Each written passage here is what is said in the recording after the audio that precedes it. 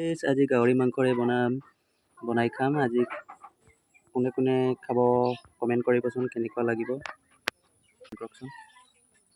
মজা মজা চব্জি আৰু বিট জলকীয়া লগালে খুব খাবলৈ ভাল। দপ্পকাণ্ডা বহি কৰিছা জেগাটো পকি দপ্পয়ে ইয়াতো অকণমান টেষ্টি হয়। কি যে মজা হ'ব। বিট জলকীয়া এটা লগাই দিছোঁ। পানীত একদম উতলি আছে। এতিয়া মাংসটো লগাম। একদম বইল চব্জি, বহুত খাবলৈ ভাল, টেষ্টি।